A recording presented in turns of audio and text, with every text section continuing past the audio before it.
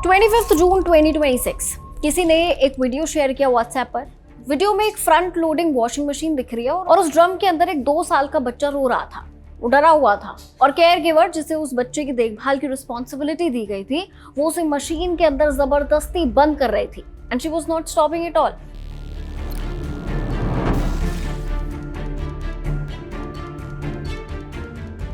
ये वीडियो बेंगलुरु के एक डे केयर का है। इससे पहले आप वीडियो को देखने के बाद खुद को संभाल पाते, अनदर क्लिप सरफेस्ड।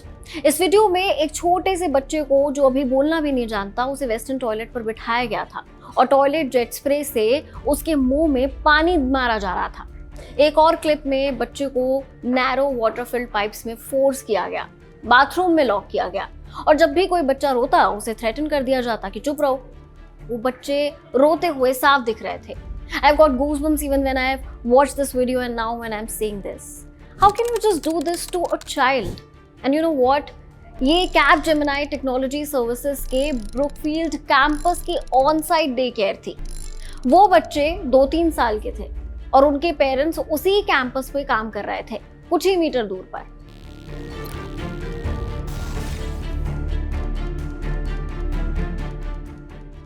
जून को HAL पुलिस स्टेशन में एक FIR रजिस्टर हुई। कंप्लेंट तिलकेश कुमार ने दी थी, जो डिस्ट्रिक्ट चाइल्ड प्रोटेक्शन यूनिट के लीगल कम प्रोबेशन ऑफिसर हैं।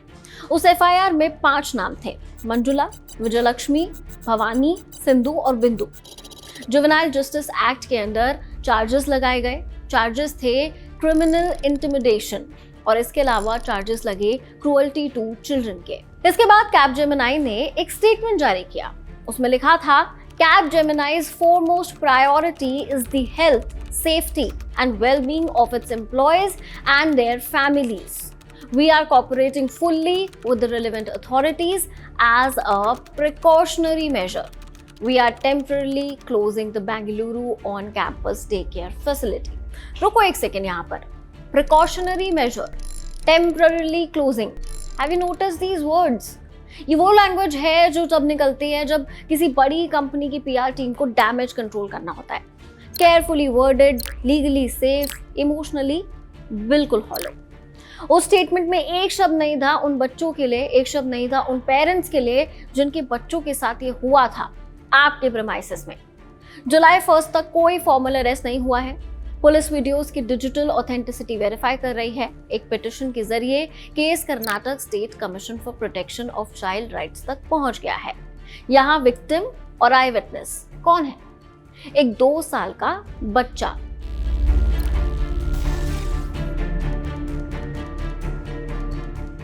यहाँ एक सेकंड रुकते हैं, सच में रुकते हैं और सोचते हैं कि 2 साल का बच्चा कैसा होता है। वो भी ठीक से बोलना सीख रहा होता है, कुछ वर्ड्स आते हैं उसे, मम्मा, पापा, नहीं, पानी। उसे ये नहीं पता होता कि जो उसके साथ हो रहा है वो रॉन्ग है। उसे अब्यूज शब्द का मतलब नहीं पता। उसे ये नहीं पता कि वो किसी को बता सकता है। वो बस रो रहा है और जब रोने पर उसे डराया जाता है तो वो चुप हो जाता है। इन्वेस्टिगेटर्स ने खुद एक्नॉलेज किया कि इन बच्चों की उम्र इतनी कम है कि वो क्लियरली डिस्क्राइब भी नहीं कर सकते कि उनके साथ क्या हुआ। यही वो रीजन है जिसकी वजह से ये इतने दिनों तक चलता रहा। इमेजिन किस ट्रॉमा से गुजर रहे होंगे ये बच्चे। कंप्लेंट में लिखा था केयर गिवर्स ने ये रूटीनली किया। जब भी बच्चे रोते या डिस्टर्बेंस क्रिएट करते, रूटीनली, मतलब ये एक बार नहीं हुआ, हर रोज की बात थी। ये उन केयर गिवर्स की आदत बन गया था और किसी ने एक बार भी उस रूम के अंदर झांक कर नहीं देखा।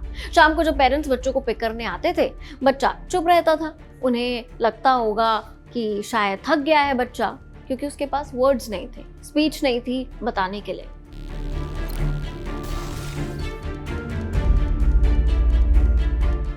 अब एक बात करनी है जो थोड़ी अनकंफर्टेबल है। 2017 में इंडिया में मैटरनिटी बेनिफिट अमेंडमेंट एक्ट आया। इस एक्ट ने मैंडेट किया 50 या उससे ज्यादा एम्प्लॉइज वाली हर कंपनी को ऑन साइट क्रेच देनी होगी। इंटेंट अच्छा था। सोच ये थी कि अगर माएँ ये जानकर ऑफिस आएंगी कि बच्चा पास ही में है, सेफ है, तो वर्कफोर्स में फीमेल पार्टिसिपेशन बढ़ेगा। ये एक प्रोग्रेसिव स्टेप था, लेकिन लॉ ने ये नहीं बताया कि उस क्रैच को कौन इंस्पेक्ट करेगा, केयर गिवर्स का बैकग्राउंड वेरीफाई कौन करेगा, कैमरास किसकी जिम्मेदारी होंगे, मंथली ऑडिट कौन करेगा। लॉ ने कहा क्रैच दो, बाकी तुम जानो। और कंपनीज ने एग्जैक्टली यही किया। क्रैच तो दे दी, एक एजेंसी को आउटसोर्स किया और भूल गए। पहली बात तो इस लॉ के होने के बाद भी बहुत कम कंपनीज ही डे केयर प्रोवाइड करती हैं। इतनी कम की कंपनीज पर कोई प्रेशर भी नहीं है कि डेटा मिल सके कि कितनी कंपनीज इस लॉ को फॉलो कर रही हैं।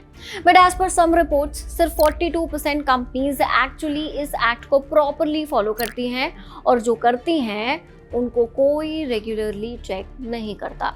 कैपजेमिनी ने लॉ फॉलो किया, क्रैच दी, लेकिन उस क्रैच के अंदर हर रोज क्या हो रहा था ये देखने की प्रायोरिटी किसी की नहीं थी, और इसीलिए ये होता रहा। And you will be shocked to know कि ये पहली बार नहीं हुआ है।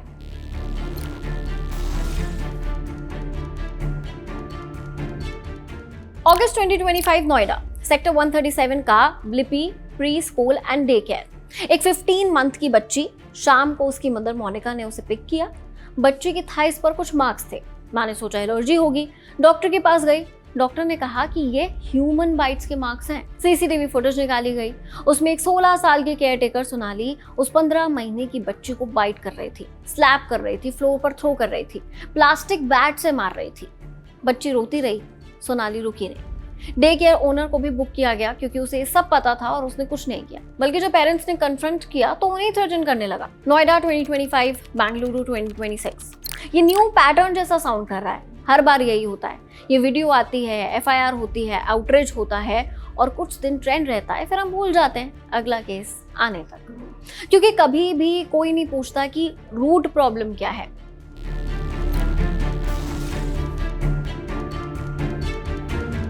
एक मोमेंट इमेजिन करो, तुम ऑफिस में हो, कोई मीटिंग चल रही है, या तुम कोड लिख रहे हो, या बस चाय पी रहे हो, और तुम्हारे फोन पर व्हाट्सएप पर एक वीडियो आता है। तुम प्ले करते हो और तुम रिकॉग्नाइज करते हो कि वो वॉशिंग मशीन, वो टाइल्स, वो रूम, और उस मशीन के ड्रम में जो बच्चा है वो तुम्हारा बच्चा है, जिसे तुमने 4 घंटे पहले वहां छोड़ा था, जो जाते वक्त थोड़ा रोया था, जिसे तुमने समझाया था कि मैं थोड़ी देर में आ जाऊंगा। उस मोमेंट को डिस्क्राइब करने के लिए कोई शब्द नहीं है, कोई नहीं, क्योंकि ये सिर्फ शॉक नहीं है, ये गिल्ट है, ये वो हेल्पलेसनेस है जो एक पेरेंट डिस्क्राइब भी नहीं कर सकता। पुलिस ऑफिसर ने कहा कि पेरेंट्स और ऑफिशियल्स ने जब फुटेज देखी तो वो हॉरिफाइड थे, हॉरिफाइड। एक छोटा सा वर्ड जो उस पेन का 1% भी डिस्क्राइब नहीं कर सकता। And then comes an unpopular opinion. Traditional Indian households में इस सब की जिम्मेदारी सिर्फ और सिर्फ माँ पर आएगी। कैसी माँ है, अपने बच्चे को छोड़ दिया, क्या नौकरी करना इतना जरूरी है? हद है आजकल की लड़कियों की। बंद कर दो ऐसी जगह जहां बच्चों के साथ उन्हें छोड़ने पर ये सब पराये लोगों के बीच में ऐसी चीजें होती हैं। हम ऐसी न्यूज आने के बाद यही सब स्टेटमेंट्स देते हैं, क्योंकि करने वाले सवाल तो हम करेंगे नहीं।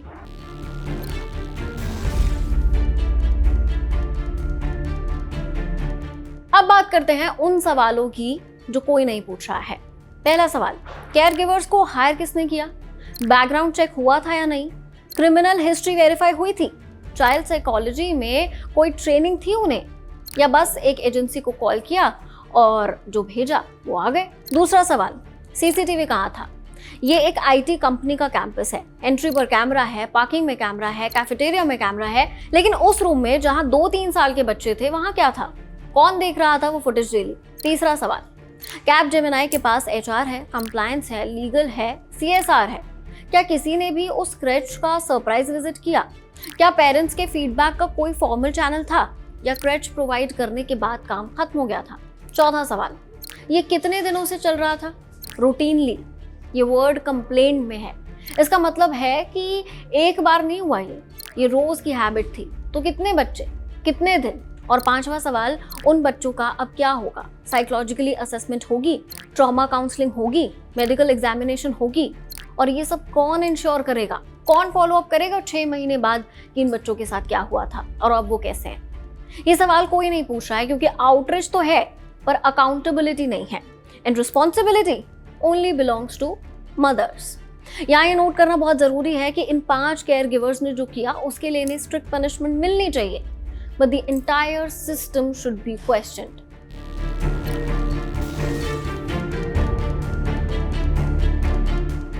इस लास्ट कॉन्वर्सेशन को तुम बिल्कुल स्किप नहीं कर सकते, और करना भी नहीं चाहिए।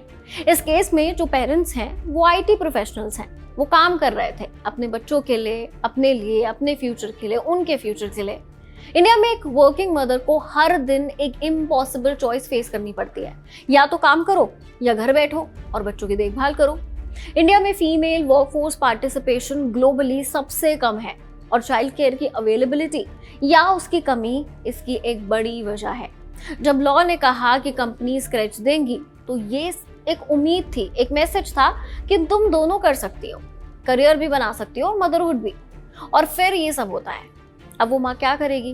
घर बैठ जाएगी, करियर छोड़ देगी या एक नई फैसिलिटी ढूंढेगी और उसे ट्रस्ट करने की कोशिश करेगी, जबकि अंदर से उसे पता होगा कि आई कांट ट्रस्ट। ये सिर्फ अब्यूज का केस नहीं है, ये उन लाखों वर्किंग पेरेंट्स के भरोसे का केस है जो हर सुबह अपने बच्चे को किसी और के हाथ में सौंपते हैं और उम्मीद करते हैं कि शाम को वो सेफली वापस आएंगे। वो भरोसा टूटा है और जब तक सिस्टम बदलेगा नहीं, ये ऐसे ही रहेगा।